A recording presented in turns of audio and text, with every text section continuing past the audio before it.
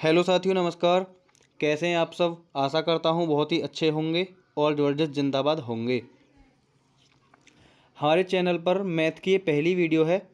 इससे पहले इस पर जीके की यदि आप चैनल पर सर्च करोगे तो वहाँ पर आपको प्लेलिस्ट में एक प्लेलिस्ट मिल जाएगी, मध्यकालीन भारत का इतिहास, जिसमें मैंने संपूर्ण मध्यकालीन भारत के इतिहास को पढ़ाया हुआ है। यदि आपने में से किसी ने भी वह वीडियो नहीं देखी हो तो आप जाकर वहाँ पहले देख सकते हैं। तो आज से हम मैथ की शुरुआत करने वाले हैं, जिसमें हमने मैथ्स का सबसे पहला चैप्टर लिया है, मैथ्स में नंबर सिस्टम।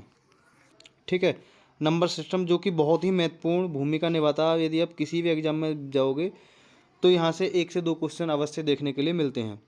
जैसे हम बिल्कुल बेसिक से पढ़ने वाले हैं, बिल्कुल बेसिक से। यदि आपने बिल्कुल भी आज से पहले कभी मैथ नहीं भी पढ़ा हो तो भी कोई प्रॉब्लम नहीं है। ठीक है, आपको शून्य से शिखर तक पहुंचाने की गारंटी मेरी है। ठीक है, लेकिन ज़रूरत है आपको वीडियो में शुरू से लेकर लास्ट तक बने रहने की। यदि आपने चैनल पर पहली बार विजिट किया है तो सबसे पहले चैनल को सब्सक्राइब करें, वीडियो को ज़्यादा से ज़्यादा शेयर करें। ठीक है, जिससे कि ज़्यादा से ज़्यादा बच्चों के पास ये वीडियो पहुँचाई जा सके। ठीक है, तो चलिए वीडियो को स्टार्ट करते हैं बिना किसी देरी के। ठीक है, आज का हमारा टॉपिक रहने वाला है नंबर सिस्टम में संख्याएं क्या क्या होती हैं। सबसे पहले हम संख्याओं के बारे में जानते हैं कि संख्याएं होती क्या हैं। ठीक है, ऑल नंबर्स। ऑल नंबर्स कितने प्रकार के होते हैं? इसके 2 टाइप होते हैं। एक होता है रियल नंबर, दूसरा होता है इमेजिनरी नंबर। ठीक है, कौन कौन से होते हैं? रियल नंबर और इमेजिनरी नंबर। अब आप सोच रहे होंगे रियल नंबर कौन से हैं और इमेजिनरी नंबर कौन से हैं। तो सबसे पहले हम बात करते हैं रियल नंबर की। रियल नंबर मतलब होता है वास्तविक संख्याएं। ठीक है, जितनी भी दुनिया में संख्याएं हैं सभी क्या हैं? सभी के सभी वास्तविक संख्याएं हैं। ठीक है, जितनी भी संख्याएं सब क्या हैं? वास्तविक संख्या हैं। अब दूसरे नंबर पर आता है इमेजिनरी नंबर। ठीक है, इमेजिनरी का मतलब होता है हिंदी में काल्पनिक संख्या। काल्पनिक संख्या। काल्पनिक का मतलब क्या होता है? काल्पनिक मतलब कल्पना करने वाला, मतलब ऐसी संख्या जिनकी हम केवल कल्पना कर सकते हैं। ठीक है, ऐसी संख्या जिनकी हम केवल कल्पना मात्र कर सकते हैं वो संख्या क्या कहलाती है? काल्पनिक संख्या कहलाती हैं। और इन्हें हम रिप्रेजेंट करते हैं अंडर रूट में -1 लगाकर, यानी कि इसको रिप्रेजेंट करते हैं आई से। ठीक है, अंडर रूट के अंदर -1 हो उसका मान कितना होता है? आई। आई मतलब इमेजिनरी नंबर, मतलब काल्पनिक संख्या। ये आपसे एग्जाम में कभी नहीं पूछी जाती, केवल आपसे ये मतलब इस प्रकार से क्वेश्चन बन जाता है कि सम्मिश्र संख्या क्या है। तो सम्मिश्र संख्या क्या होती है? सम्मिश्र को हम बोलते हैं कॉम्प्लेक्स नंबर। ठीक है, कॉम्प्लेक्स नंबर। तो कॉम्प्लेक्स नंबर क्या होता है? कॉम्प्लेक्स नंबर में 2 प्रकार की संख्याएं ऐड होती हैं। एक तो होती है रियल नंबर यानी कि वास्तविक संख्या, और दूसरी होती है इमेजिनरी नंबर यानी कि काल्पनिक संख्या। ठीक है, तो वास्तविक संख्या तथा काल्पनिक संख्या के योग से प्राप्त संख्या को क्या कहते हैं? हम वास्तविक संख्या कहते हैं। और दुनिया में जितने भी नंबर्स हैं, ठीक है, आप कोई सा भी अंक, कोई भी संख्या उठा लो, कोई सा भी नंबर देख लो, सभी के सभी क्या मिलेगा आपको? सम्मिश्र संख्या मिलेंगे। ठीक है, सम्मिश्र संख्या। सम्मिश्र संख्या का जो एग्जाम्पल होता है वो होता है a + के IB। ठीक है, क्या लिखते हैं सम्मिश्र संख्या को? a + IB के रूप में सम्मिश्र संख्या को लिखा जाता है। अब a से मतलब क्या हो जाएगा? a तो होता है हमारा रियल पार्ट। क्या होता है? रियल पार्ट, यानी कि रियल नंबर। IB क्या है? IB होता है इमेजिनरी पार्ट, यानी कि इमेजिनरी नंबर। अब इमेज से आप वैसे ही आइडिया लगा लोगे, इमेज मतलब किसी की तस्वीर।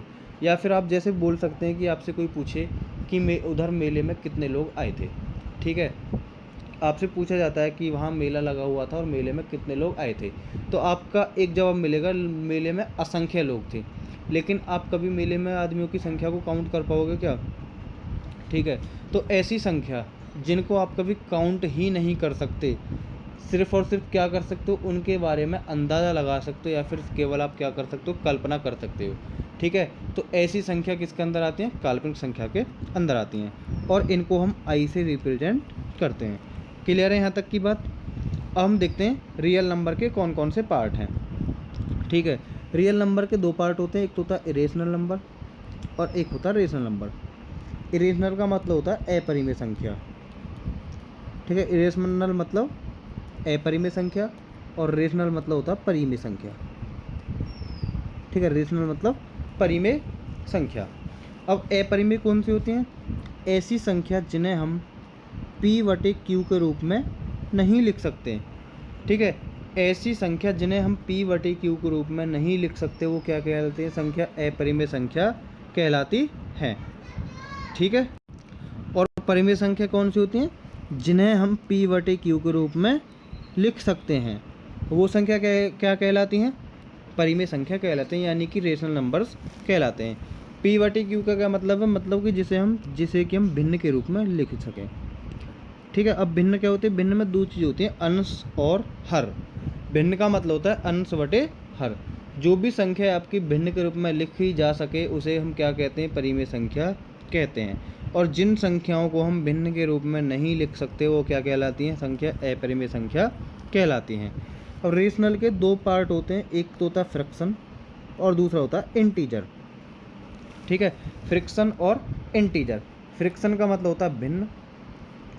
ठीक है, फ्रैक्शन का मतलब क्या होता है? भिन्न। और इंटीजर का मतलब क्या होता है? पूर्णांक। ठीक है, अब इंटीजर के कितने पार्ट होते हैं? इंटीजर के पार्ट होते हैं दो, एक नेगेटिव और एक पॉजिटिव। ठीक है, नेगेटिव और पॉजिटिव। नेगेटिव मतलब होता है ऋणात्मक संख्या और पॉजिटिव मतलब होता है धनात्मक संख्या। या फिर आप बोल सकते हो कि ऋणात्मक पूर्णांक और धनात्मक पूर्णांक, यानी कि नेगेटिव इंटीजर और पॉजिटिव इंटीजर। इसी के अंदर आता है होल नंबर। और होल नंबर क्या होता है? जैसे कि आपके पॉजिटिव नंबर्स या फिर आपके जो रियल नंबर, जो आपकी नेचुरल संख्या होती है वो क्या होती है? 1 2 3 4 होती हैं। ठीक है, 1 2 3 4 कहाँ तक? एंड वन तक होती हैं, अनंत तक। यदि आप इसमें जीरो और ऐड कर दो तो क्या हो जाता है? होल नंबर बन जाता है, यानी कि संपूर्ण संख्या। होल मतलब संपूर्ण या पूर्णांक संख्या बन जाती हैं। ठीक है, इसमें दो प्रकार के आते हैं, जीरो और नेचुरल। मतलब नेचुरल संख्याओं में यदि आप जीरो को ऐड कर दो क्या बन जाती हैं? होल नंबर बन जाती हैं। ठीक है, फ्रैक्शन में दो पार्ट होते हैं, एक होता है प्रॉपर, एक होता है इम्प्रॉपर। प्रॉपर और इम्प्रॉपर। ठीक है, हम सबसे पहले देखते हैं संख्या किसे कहते हैं। अब संख्या होती क्या है? वो गणितीय वस्तुएं जिनका उपयोग गिनने, मापने और नामकरण करने के लिए किया जाता है उन्हें क्या कहते हैं? हम संख्या कहते हैं। ठीक है, जिन संख्याओं का या जिन वस्तुओं का प्रयोग गिनने, मापने और नामकरण करने के लिए किया जाता है उन्हें क्या कहते हैं? संख्या कहते हैं। अब देखते हैं संख्याओं के प्रकार। कुल मिलाकर जो संख्या होती है वो कितने प्रकार की होती हैं? कुल मिलाकर संख्या होती हैं 12 प्रकार की। ठीक है, कितने प्रकार की होती हैं? 12 प्रकार की संख्याएं होती हैं। कौन कौन सी हैं? नंबर एक आता प्राकृतिक संख्या, जो कि 1 2 3 4 5 कहाँ तक है? यहाँ से लेकर इनफाइनाइट तक है। ठीक है, प्राकृतिक संख्या होती हैं ऐसी संख्या जिनका प्रयोग हम केवल गिनने में करते हैं। ठीक है, ऐसी संख्या जिनका प्रयोग हम गिनने में करते हैं। अब आप सोचोगे कि यहाँ पर जीरो को हम क्यों नहीं लेते? मान लो कोई खाली या बंद कमरा पड़ा हुआ है, ठीक है, और मैं आपसे बोलूँ कि जाओ और उस कमरे में गिन कर आओ कि उसमें कमरे में कितने लोग बैठे हुए हैं। ठीक है, तो आपका जवाब क्या होगा? जीरो। या फिर आप वहाँ कुछ काउंट ही नहीं करोगे। काउंट कब करते? जब उसमें कुछ लोग बैठे हुए होते। तो आप क्या करोगे? काउंट ही नहीं करोगे और आकर बोलोगे कि उस कमरे में एक भी लोग नहीं बैठे हैं या फिर उसमें कोई भी सदस्य नहीं बैठा हुआ है। तो इसका मतलब ये है कि जीरो का गिनने में प्रयोग नहीं हुआ। मान लो किसी कमरे में 5 इंसान बैठे हुए हैं, तो आप क्या करोगे? उनकी जो गिनती स्टार्ट करोगे आप जीरो से ना करके कहाँ से स्टार्ट करोगे? 1 से। क्या करोगे? 1 2 3 4 5। फिर क्या बताओगे कि इस कमरे में कुल कितने हैं? 5 व्यक्ति बैठे हैं। ठीक है, तो जीरो क्या करता है? जीरो को प्राकृतिक संख्या में ऐड नहीं करते। जीरो की तो बाद में खोज हुई, जो कि आर्यभट्ट जी ने की है। ठीक है, जीरो की खोज बाद में हुई थी। नंबर 2 आता सम संख्या। सम संख्या क्या होते हैं? ऐसी प्राकृतिक संख्या जिनमें 2 से या जो 2 से पूर्णतः विभाजित हो जाए वो संख्या क्या कहलाती हैं? सम संख्या कहलाती हैं। विषम कौन सी हैं?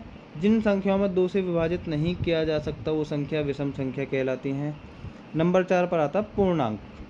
पूर्णांक मैंने भी बताया था, पूर्णांक के 2 प्रकार होते हैं, एक तो होता है नेगेटिव और एक होता है पॉजिटिव।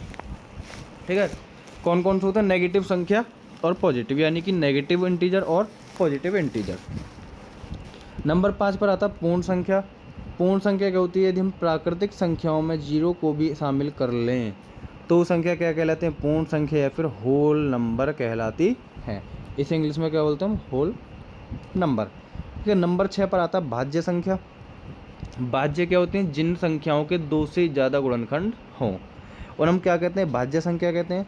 नंबर 7 आता है अभाज्य संख्या। अभाज्य संख्या कौन सी होती हैं, जिन संख्याओं के केवल 2 ही गुणनखंड हों उन्हें हम क्या कहते हैं, उन्हें हम बोलते हैं अभाज्य संख्या। ठीक है, एक होती है सह अभाज्य संख्या। ठीक है, ये अभाज्य संख्याओं का ही एक प्रकार है। ठीक है, अभाज्य संख्याओं 2 से 3 प्रकार की होती हैं। एक होता है हमारा सापेक्ष अभाज्य, युग्म अभाज्य जिसको हम बोलते हैं।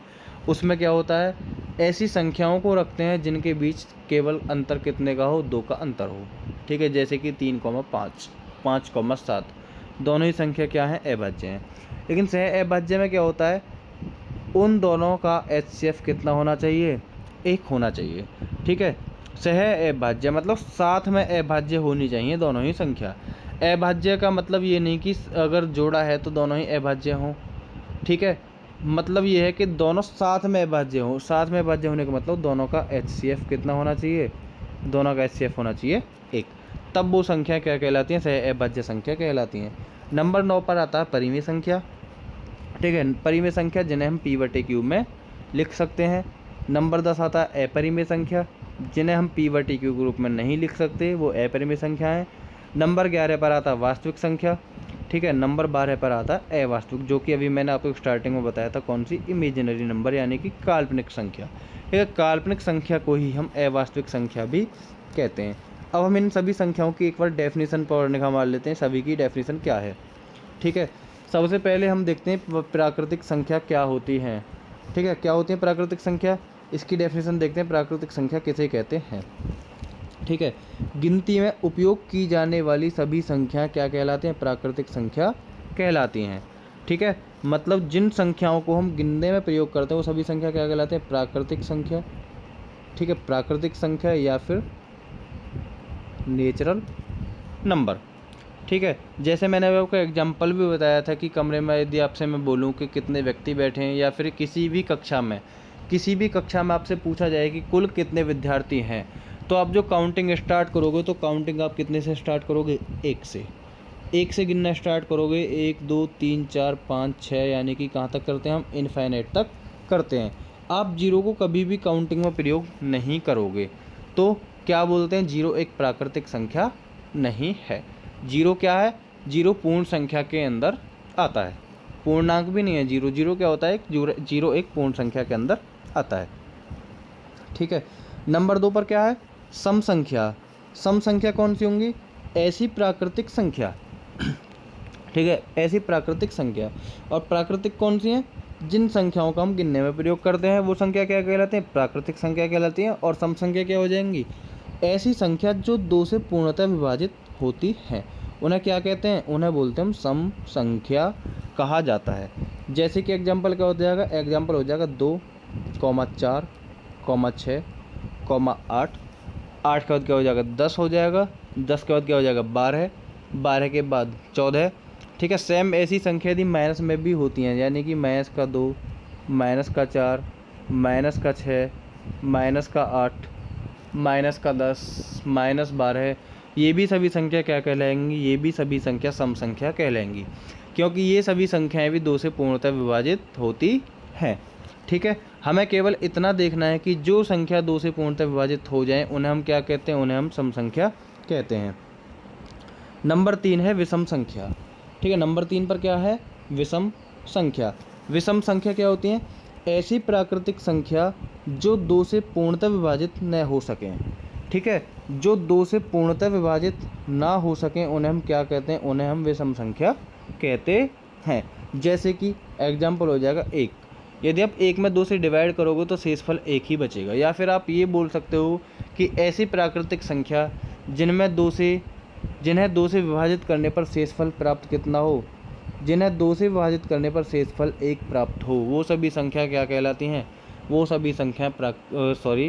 सभी संख्याएं विषम संख्या कहलाती हैं।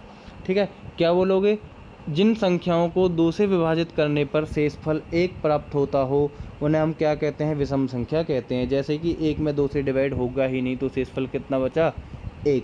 यदि 2 से आप 3 में डिवाइड करोगे ठीक है, 2 से 3 में भाग करोगे तो कितनी बार जाएगा, 2 एकम 2, कितना शेषफल बचा 1। तो ऐसी सभी संख्या क्या कहलाएंगी, विषम संख्या कहलाएंगी। ठीक है, नंबर 4 पर आता है पूर्णांक संख्या। पूर्णांक संख्या, पूर्णांक क्या होती है, धनात्मक, ऋणात्मक और जीरो से मिलकर बनी हुई संख्या क्या कहलाती हैं, पूर्णांक संख्या कहलाती हैं। ठीक है, पूर्णांक संख्या कहलाती है। जैसे कि आप नंबर सिस्टम में यदि आप संख्या रेखा देखोगे तो बीच में क्या आता है, बीच में आता है 0, उसके बाद 1 2 3 4 5, माइनस वाली -1 -2 -3 -4। आपसे यहाँ से एक क्वेश्चन और पूछा जा सकता है कि धनात्मक संख्याओं को संख्या रेखा पर किधर स्थापित किया गया है, या फिर संख्या रेखा पर धनात्मक संख्याओं को कहाँ पर स्थान मिला है। तो धनात्मक संख्याओं को क्या होता है, दाईं तरफ लिखा जाता है। ठीक है, आपको याद रखना है, आप जब अपनी रफ कार्य में काम करोगे तो आपको अपने हाथ से आइडिया लगा लेना है कि हाथ जिधर की तरफ है, मतलब हाथ का जो हमारा दायां भाग है उधर कौन सी संख्या है और जो हमारा बायां भाग है उधर कौन सी संख्याएं हैं। तो आप बोलोगे कि दाईं तरफ तो हमारी धनात्मक संख्याओं को लिखा जाता है और बाईं तरफ ऋणात्मक संख्याओं को लिखा जाता है। ठीक है, यदि आपसे पूछा जाए कि जीरो का स्थान कहाँ है, तो जीरो का स्थान कहाँ है, बीच में। ठीक है, जीरो को बीच में लिखा जाता है, यानी कि जीरो के दाईं तरफ वाली सभी संख्या धनात्मक संख्या, जीरो के बाईं तरफ वाली सभी संख्या ऋणात्मक संख्या। ठीक है, ये 3 प्रकार की होती हैं। ठीक है, ये 3 प्रकार की होती हैं। कौन कौन सी, धनात्मक संख्याएं, ऋणात्मक संख्याएं और उदासीन। धनात्मक संख्या, ऋणात्मक संख्या और उदासीन पूर्णांक। ठीक है, धनात्मक कौन सी होंगी, 1 से लेकर अनंत तक की सभी धनात्मक संख्या धनात्मक पूर्णांक होती हैं। ठीक है, और 1 से लेकर अनंत तक की सभी ऋणात्मक संख्याएं ऋणात्मक पूर्णांक होती हैं। ठीक है, जैसे कि आप नंबर सिस्टम बनाओगे ना, संख्या रेखा बनाओगे तो क्या आता है, बीच में 0 होता है, 0 के दाईं तरफ क्या होंगी, सभी के सभी धनात्मक संख्या लिखी जाएंगी और 0 के बाईं तरफ क्या होंगी, सभी के सभी ऋणात्मक संख्या लिखी जाएंगी। ठीक है, और जो जितना दाईं तरफ होता है वो संख्या उतनी ही बड़ी होती है। ठीक है, यदि आपसे मैं पूछूं कि -4 और -3 में कौन बड़ा है, -4 और -3 में कौन बड़ा है, तो आप ये देखोगे 0 के ज़्यादा निकट कौन है। ठीक है, 0 के ज़्यादा निकट माइनस वाली संख्याओं में कौन है, -3, तो -3 बड़ा हो जाएगा। ठीक है, या फिर आपको देखना क्या है, आपको सिर्फ इतना याद रखना है कि माइनस की संख्या जितनी भी बड़ी होगी वो क्या होगी, उतनी ही छोटी होगी। ठीक है, माइनस की जितनी भी संख्या बड़ी होगी वो उतनी ही क्या होगी, छोटी होगी।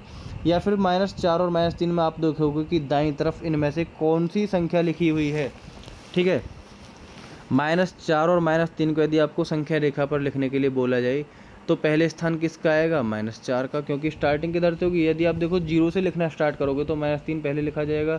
यानी कि आपको क्या रखना कि जो भी संख्या दाईं तरफ ज़्यादा होगी वो क्या होगी, बड़ी होगी, और जो बाईं तरफ होगी वो क्या होगी, छोटी होगी।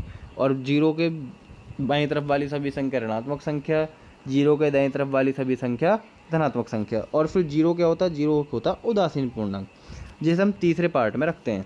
ठीक है, ऐसा पूर्णांक जिस पर धनात्मक और ऋणात्मक चिन्ह का कोई भी प्रभाव ना पड़े उसे क्या कहते हैं, उदासीन पूर्णांक कहते हैं।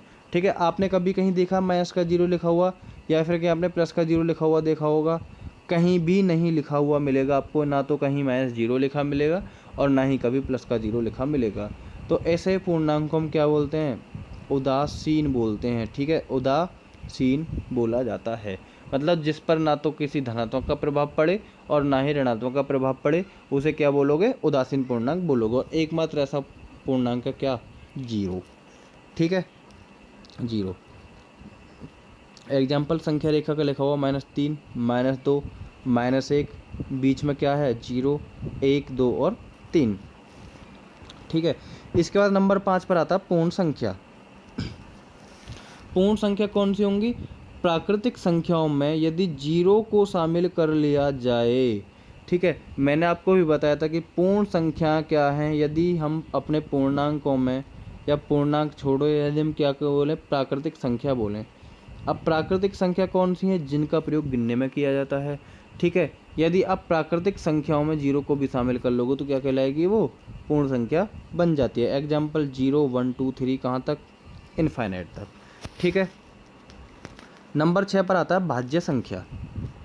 भाज्य संख्या ऐसी प्राकृतिक संख्या जो स्वयं और एक से विभाजित होने के अतिरिक्त कम से कम किसी एक अन्य संख्या से विभाजित हो, उन्हें भाज्य संख्या कहते हैं। और आपसे यहाँ एक क्वेश्चन पूछा जा सकता है कि सबसे छोटी भाज्य संख्या कौन सी है, तो क्या है 4। अब देखो जैसे कि डेफिनेशन में लिखा हुआ है कि जो स्वयं और एक से विभाजित होने के अलावा, मतलब 4 से विभाजित हो जाएगी, ये 1 से भी विभाजित हो जाएगी, इनके अलावा भी यह किसी संख्या से विभाजित हो जाए, जैसे कि 2 से विभाजित 4 हो जाएगा, तो हम उसको क्या बोलते हैं, भाज्य संख्या बोलते हैं। या फिर इसकी आप एक डेफिनेशन और याद रख सकते हो, वो डेफिनेशन क्या है, जिन संख्याओं के, ठीक है, जिन, राइटिंग थोड़ी ऐसी ही आप एडजस्ट कर लेना, ठीक है, जिन संख्याओं के केवल 2 ही गुणनखंड हों, ठीक है, जिन संख्याओं के केवल जिन संख्याओं के 2 से ज़्यादा गुणनखंड हो, मैंने आपको अभाज्य संख्या की डेफिनेशन बता दी, जिन संख्याओं के 2 से ज़्यादा गुणनखंड हो उसे क्या बोलेंगे हम, अभाज्य संख्या, उसे क्या बोलेंगे, भाज्य संख्या बोलेंगे। जिन संख्याओं के 2 से ज़्यादा गुणनखंड हो वो क्या कहलाती हैं, वो संख्या कहलाती है भाज्य संख्या। और सबसे छोटी भाज्य संख्या आपको याद रखने क्या होती है, सबसे छोटी भाज्य संख्या होती है 4, क्योंकि 4 को क्या लिख सकते हो, 2 गुणा 2 गुणा 1। 4 के बाद क्या आती है 6, 6 को क्या लिख सकते हो आप, 2 गुणा 3 गुणा 1। यानी कि जिन संख्याओं को आप 2 से ज़्यादा फैक्टर कर सकते हो, संख्या क्या कहलाएंगी, सभी भाज्य संख्या कहलाएंगी। जैसे कि एग्जाम्पल है 4, 6, 8, 9, 10, 12, 12 के बाद आ जाएगा 14, 14 के बाद हो जाएगा 16, उसके बाद 18, उसके बाद 20, 20 के बाद 21। जैसे कि मान लो 4, 6, इसके बाद है 8, 8 को क्या लिख सकते हो, 2 गुणा 2 गुणा 2 गुणा 1।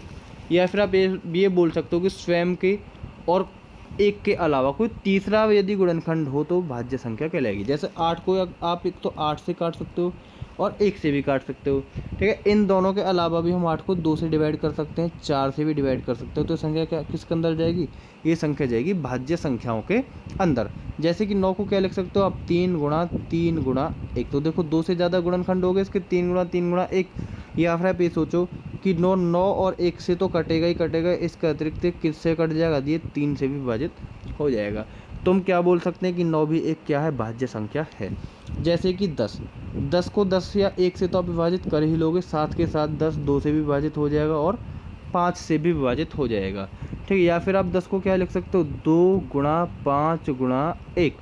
तुम क्या बोल सकते हैं कि 10 एक भाज्य संख्या है, ठीक है। इसके बाद आती है अभाज्य संख्या, ठीक है।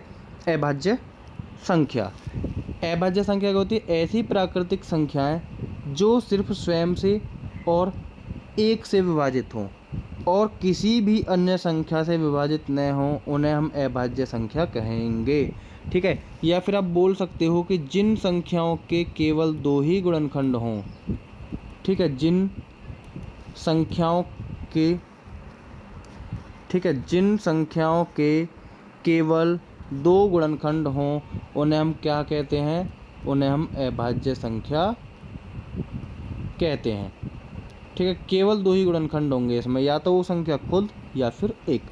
जैसे कि सबसे छोटी अभाज्य संख्या होती है 2। एग्जाम में क्वेश्चन पूछ लिया जाता है कि सबसे छोटी अभाज्य संख्या कौन सी है, 2। यदि 2 का फैक्टर करोगे तो क्या हो जाएगा, 2 गुणा 1, ठीक है, 2 गुणा 1। देखो 2 एक तो स्वयं से कटती है और 1 से कटती है, इसके अलावा किसी भी अन्य संख्या से ये 2 को आप विभाजित करोगे तो होगी ही नहीं, ठीक है।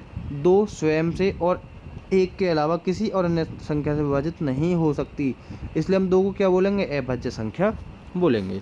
तो इसकी सीधी सी आपको ये डेफिनेशन भी याद रख लेने की, जिन संख्याओं के केवल 2 ही फैक्टर होने हम क्या कहते हैं, उन्हें हम अभाज्य संख्या कहते हैं। जैसे कि 2 के बाद क्या आती है 3, 3 को क्या लिखोगे, 3 गुणा 1। 3 के बाद 5, 5 को क्या लिखोगे, 5 गुणा 1। 5 के बाद क्या आती है, 7 आती है। 7 को क्या लिखोगे, 7 गुणा 1।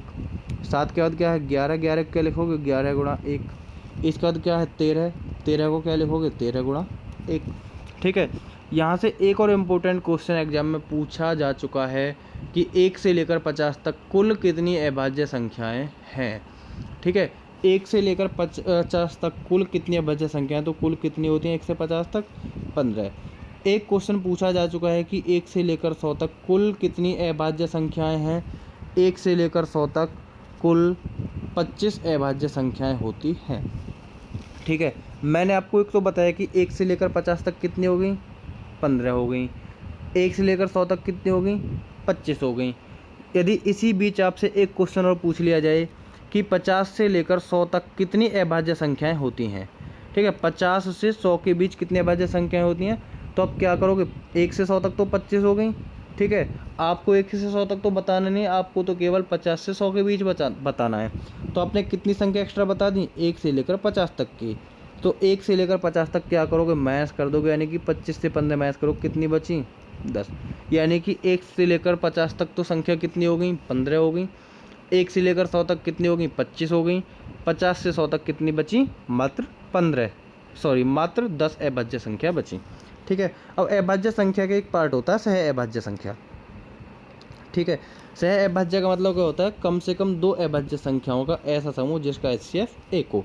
अब इसमें ज़रूरी नहीं है कि दोनों ही संख्या क्या हो? अभाज्य हो। जैसे कि मैं लिखूं 5,8, ये दोनों भी क्या हो जाएंगी?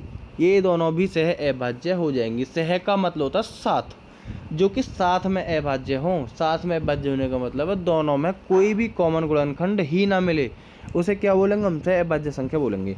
जैसे कि 5 केवल 5 से ही कटेगा। ठीक है, ना तो 5 से 8 को काट सकते हो और ना ही 5 के किसी भी फैक्टर से। 5 का कोई फैक्टर तो होगा भी नहीं, वैसे भी 5 से आप 8 को नहीं काट सकते, और ना ही आप 8 से 5 को काट सकते हो, ना ही 8 के किसी भी फैक्टर से। जैसे 8 के फैक्टर क्या क्या होंगे? 2 होगा, 4 होगा, और आप 2 और 4 से 8 को नहीं काट सकते। ठीक है, HCF का मतलब होता है जो दोनों संख्याओं में कॉमन मिल जाए। ठीक है, जो दोनों संख्याओं में कॉमन मिल जाए। जैसे कि 5 को आप क्या लिख सकते हो? 5 गुणा 1। 8 को भी लिख सकते हो 2 गुणा 2 गुणा 2 गुणा 1। तो क्या कॉमन निकला इन दोनों में? मात्र 1। जो कॉमन मिल जाए उसी को क्या बोलते हैं? हम HCF बोलते हैं। तो अंतर क्लियर है। केवल आपको क्या करना है? ऐसी 2 संख्याओं का जोड़ा देखना है जिनका HCF कितना हो? 1 हो। वो क्या कहलाएंगी? वो कहलाएंगी सह अभाज्य संख्या। इसका एक पार्ट और होता है युग्म अभाज्य।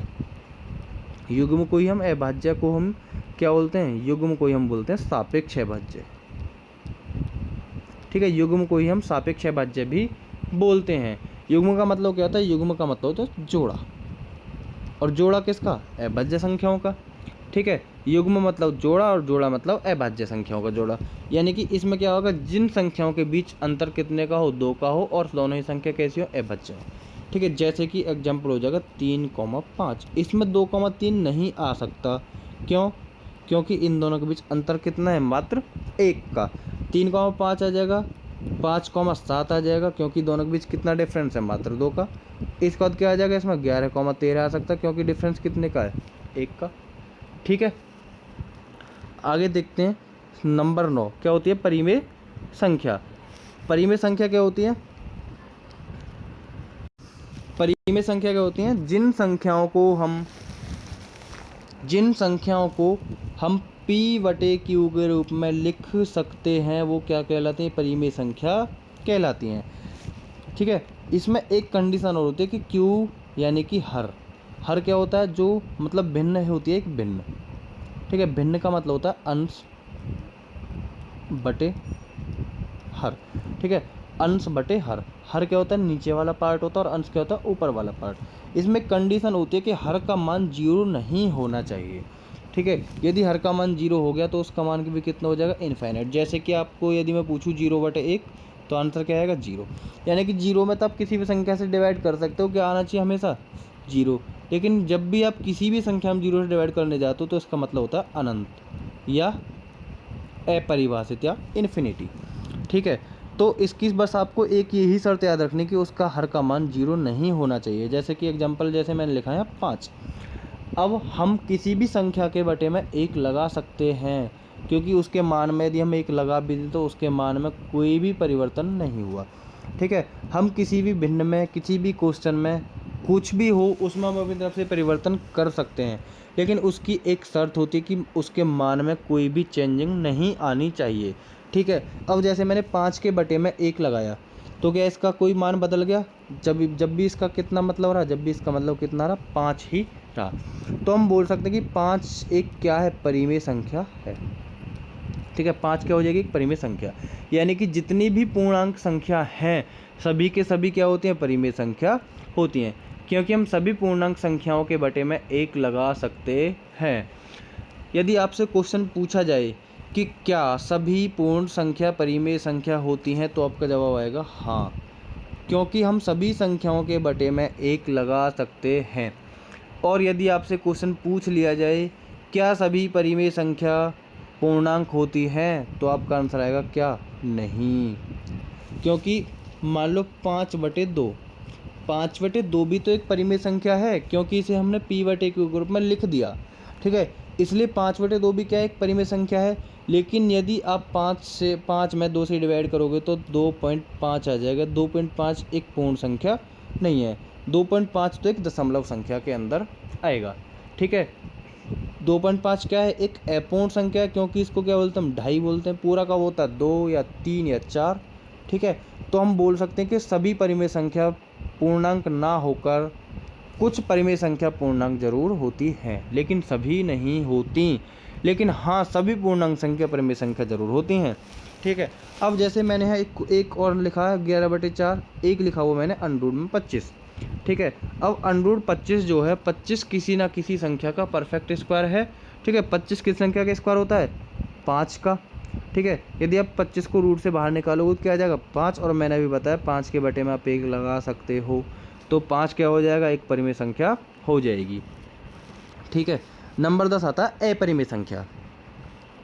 अपरिमेय ऐसी संख्या जिन्हें p/q के रूप में नहीं लिखा जा सकता और मुख्यतः इन्हें अंडर रूट के अंदर लिखा जाता है और कभी भी उनका पूर्ण वर्गमूल नहीं निकलता, उन्हें क्या कहते हैं, हम अपरिमेय संख्या कहते हैं। जैसे कि एग्जाम्पल में आ जाएगा √2 या √3 या √5 या √6 या √7 या √8 या फिर √10। मतलब अंडर रूट के अंदर ऐसी जितनी भी संख्या होंगी जिनका आप कोई भी परफेक्ट स्क्वायर नहीं निकाल सकते, वो क्या कहलाएंगी, सभी के सभी अपरिमेय संख्या कहलाएंगी। जैसे मैंने लिख दिया अंडरूट के अंदर 4, तो 4 तो परफेक्ट स्क्वायर होता है ना, किसका, 2 का। तो आप 4 को अपरिमेय ना बोलकर 4 को क्या बोलोगे, 4 एक परिमेय संख्या है। या फिर मैंने लिख दिया अंडरूट के 9। ठीक है, अंडर रूट में 9, 9 किसका परफेक्ट स्क्वायर होता है, 3 का, तो आप बोलोगे √9 एक परिमेय संख्या है। या मैंने लिखा √के 16, 16 को तो रूट से बाहर निकाल लोगे क्या आ जाएगा, 4। और मैंने भी बताया था कि हम किसी भी पूर्णांक संख्या के बटे में 1 लगा सकते हैं। और यदि आप किसी भी संख्या के बटे में 1 लगा दो, यानी कि यदि आप किसी भी संख्या को अंश बटे हर के रूप में बना दो, तो वो संख्या क्या कहलाएगी, वो परिमेय संख्या कहलाएगी, अन्यथा अपरिमेय। या फिर √के अंदर जितनी भी सभी संख्याएं हैं वो सभी के सभी क्या हैं, अपरिमेय। सिर्फ उन्हें छोड़ा जाएगा जो कि किसी न किसी का परफेक्ट स्क्वायर होंगे। या फिर किसी संख्या के √में माइनस में कोई संख्या आ जाए तो हम क्या बोलते हैं, उसे हम बोलते हैं काल्पनिक या अवास्तविक संख्या। ठीक है, अभी आगे आएगा नंबर 11 है।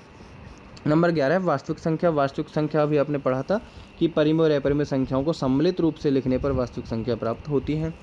ठीक है, यदि इनको आप सम्मिलित रूप से लिख लोगे तो क्या हो जाएगा, वास्तविक संख्या कहलाएगी। एग्जाम्पल √3, 2/5, √15, 4/11। नंबर लास्ट है अवास्तविक संख्या। ठीक है, अवास्तविक बोल दो या फिर क्या बोल दो, इसे हम काल्पनिक बोल दो। ठीक है, काल्पनिक बोल दो या फिर क्या बोल दो, इसे इमेजिनरी नंबर बोल दो। ठीक है, इमेजिनरी नंबर मतलब जिनकी केवल आप कल्पना कर सकते हो। ठीक है, इसकी पहचान कैसे होती है, यदि कोई भी संख्या √में माइनस में आ जाए, चाहे वो किसी का परफेक्ट स्क्वायर ही क्यों ना हो, लेकिन यदि किसी भी संख्या के √में माइनस चिन्ह लगा हुआ है तो संख्या क्या कहलाएगी, अवास्तविक या फिर काल्पनिक। ठीक है, यदि किसी संख्या का वर्ग ऋणात्मक संख्या हो तो ऐसी संख्या अवास्तविक संख्या कहलाती है। जैसे कि -1 √में -4, √में -3/4। आप √के अंदर कोई सी भी संख्या ले सकते हो, किस में, माइनस में, वो सभी क्या कहलाएंगी, वो सभी काल्पनिक या अवास्तविक संख्या कहलाएंगी। ठीक है। अवास्तविक संख्याओं को अंग्रेजी में अनरियलिस्टिक नंबर भी कहते हैं। ठीक है, अनरियलिस्टिक नंबर भी कहते हैं। अब आपको वास्तविक और अवास्तविक संख्या का एक भेद और बताते हैं, एक भेद और इसमें होता क्या है। ठीक है, जैसे कि वास्तविक संख्या मैंने आपको बताया था कि जिन संख्याओं को हम अंश बटे हर में लिख सकते हैं वो संख्या क्या कहलाती है, परिमेय संख्या कहलाती हैं। जैसे मान लो मैंने लिखा है 2.5। ठीक है, तो आप क्या करते हो कि पॉइंट हटाकर आप बटे में क्या करते हैं, जीरो बढ़ा लेते हैं। ठीक है, पॉइंट के बाद जितने भी अंक होते हैं हम उतने ही बटे में जीरो लगा सकते हैं। ठीक है, तो क्या हो जाएगा, 5 पंजे 25 और 5 दूनी 10, यानी कि 2.5 जो था वो हमने क्या लिख लिया, उसको हमने लिख लिया 5/2। तो ये संख्या क्या हो जाएगी, ये संख्या हो जाएगी परिमेय संख्या।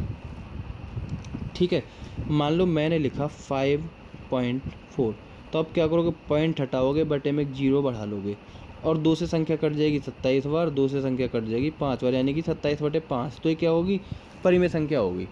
ठीक है, यहाँ जो बच्चे कन्फ्यूज होते हैं वो एग्जाम्पल आता है, मान लो एक एग्जाम्पल आया 2.3547326 एंड सोन कहाँ तक है, इनफाइनाइट तक है। ठीक है, अब परिमेय संख्या कौन सी होती है, जिन्हें हम अंश बटे हर के रूप में लिख सकते हैं।